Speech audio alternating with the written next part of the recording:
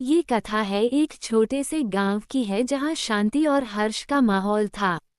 उस गांव में एक सयानी और कुशल महिला रहती थी जिसका नाम था जानकी। जानकी का एक बड़ा परिवार था जिसमें उसका बेटा रामू, बहू सीता और उनकी 3 छोटी बच्चियां शामिल थीं। जानकी की रसोई पूरे गांव में मशहूर थी क्योंकि वह हर पकवान को अपने हाथों से बनाकर स्वाद में 4 चांद लगा देती थी। समय बीतता गया और जानकी के अब बूढ़े होने के कारण उसकी हालत कमजोर होती गई। उसने अपने बेटे और बहू को बुलाकर कहा, रामू और सीता, मेरी तबीयत अब ठीक नहीं रहती, इसलिए मैं चाहती हूँ कि आज से रसोई की जिम्मेदारी तुम दोनों संभालो। लेकिन याद रखना, इस रसोई में हमेशा प्यार और सहयोग बना रहे। रामू और सीता ने उसकी बात मान ली और रसोई का काम संभालने का जिम्मा लिया। लेकिन जब रसोई का जिम्मा उनके ऊपर आया तो आपसी मतभेद शुरू हो गए। रामू चाहता था कि खाना बनाना सिर्फ उसकी जिम्मेदारी हो, जबकि सीता भी रसोई में अपना योगदान देने की इच्छा रखती थी। धीरे धीरे ये मतभेद झगड़े में बदल गए और रसोई का वातावरण गर्म हो गया। इस समस्या को सुलझाने के लिए जानकी ने एक दिन दोनों को अपने पास बुलाया और कहा, देखो बच्चों, रसोई का बंटवारा कैसे किया जा सकता है। एक रास्ता निकालना ही पड़ेगा ताकि सब कुछ शांति से चले। जानकी ने सुझाव दिया कि रसोई को 2 हिस्सों में बांटा जाए, एक हिस्सा रामू का और दूसरा हिस्सा सीता का। अगले दिन से रामू और सीता ने अपना अपना हिस्सा संभाला। रामू ने अपने हिस्से में अपने तरीके से खाना बनाना शुरू किया, जबकि सीता ने अपने हिस्से में अपनी पारंपरिक और स्वादिष्ट रेसिपीज के साथ काम शुरू किया।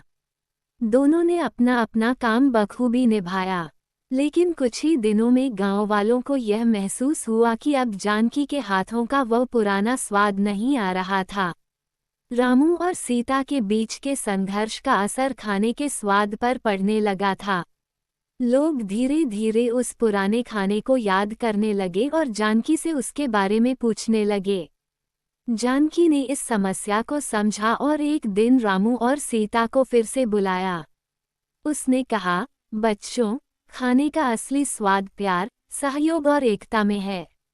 यदि तुम दोनों अलग अलग काम करोगे तो खाने में वह पहले जैसा स्वाद कभी नहीं आ सकेगा।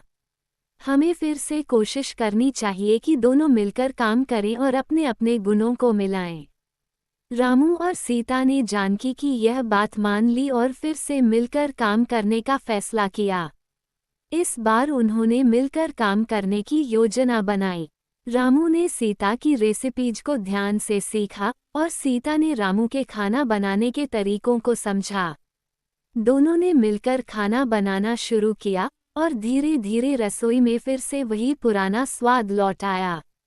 गांव वाले फिर से जानकी की रसोई के खाने की तारीफ करने लगे। इस बार रामू और सीता के बीच कोई मतभेद नहीं था। दोनों ने मिलकर काम किया और रसोई को पहले से भी अधिक शानदार बना दिया। वे समझ गए थे कि जब तक सहयोग और एकता नहीं होगी, तब तक कोई काम सफल नहीं हो सकता। इस प्रकार रसोई का बंटवारा अब एकता और सहयोग में बदल गया। जानकी के आशीर्वाद और रामू सीता के मेहनत से उनकी रसोई गांव की सबसे प्रसिद्ध रसोई बन गई। जानकी ने उन्हें ये सिखाया कि किसी भी काम में सफल होने के लिए प्यार, सहयोग और एकता बहुत महत्वपूर्ण है।